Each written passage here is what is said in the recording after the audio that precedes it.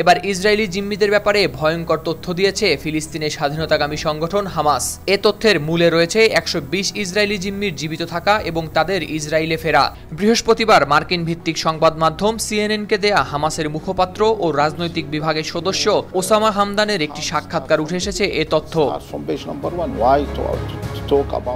এতে জানানো হয়, গাজায় থাকা ইসরায়েলি জিম্মিদের মধ্যে কতজন বেঁচে আছেন সে সম্পর্কে কারো কোনো ধারণা নেই। সাক্ষাৎকারে হামাসের এই মুখপাত্র স্থগিত হওয়া যুদ্ধবিরতি প্রস্তাব নিয়ে আলোচনার বিষয়ে সশস্ত্র গোষ্ঠীটির অবস্থান সম্পর্কেও তুলে ধরেন। 6000 mAh ব্যাটারির one and only power master NextG N73।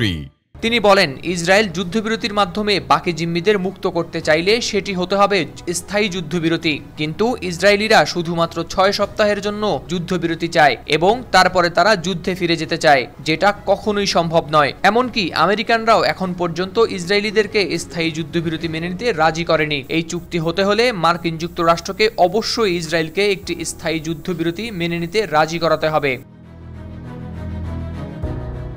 পাশাপাশি গাজা থেকে ইসরায়েলের সব সেনা প্রত্যাহার করতে হবে এবং ফিলিস্তিনিদের নিজেদের সিদ্ধান্ত নেয়ার বিষয়টি তাদের হাতে ছেড়ে দিতে হবে। এছাড়া গাজার উপর থেকে অবরোধ প্রত্যাহার ও ফিলিস্তিনি বন্দীদের মুক্তির বিষয়টিও চুক্তিতে অন্তর্ভুক্ত থাকতে হবে। অপরদিকে সম্প্রতি গাজার নুসেইরাতে শরণার্থী শিবিরে চতুর্মুখী হামলা চালিয়েছে ইসরায়েল। এই হামলা চালিয়ে 4 জিম্মিকে মুক্ত করে তারা। তবে জিম্মিদের মুক্ত করতে চালানো সামরিক অভিযানে ফিলিস্তিনের 2 শতাধিক লোক নিহত হন। গাজায় জিম্মিদের ফিরিয়ে নেওয়ার পর তাদের স্বজন ও চিকিৎসকদের দাবি, গাজায় তাদের উপর চালানো হয়েছে অমানসিক নির্যাতন, ফলে তারা এখন ভুগছেন মানসিক সমস্যায়।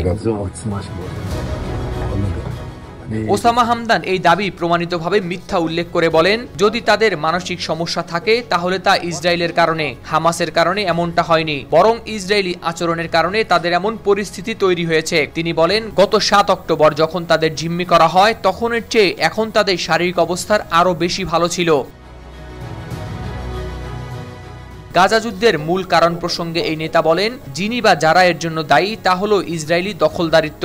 আপনি যদি দখল প্রতিরোধ করেন তারা আপনাকে হত্যা করবে, যদি আপনি দখল প্রতিরোধ না করেন তবুও তারা আপনাকে হত্যা করবে এবং আপনাকে আপনার দেশ থেকে নির্বাসিত করবে। তাহলে আমাদের কি করা উচিত? শুধু অপেক্ষা করা? ফিলিস্তিনের অবরুদ্ধ গাজা উপত্যকায় 8 মাসের বেশি সময় ধরে হামলা চালিয়ে আসছে ইসরায়েল। দেশটির এই হামলা থামাতে যুদ্ধবিরতির চেষ্টা চালিয়ে যাচ্ছে যুক্তরাষ্ট্র সহ একাধিক দেশ। হাওলাদার শামীম, RTV।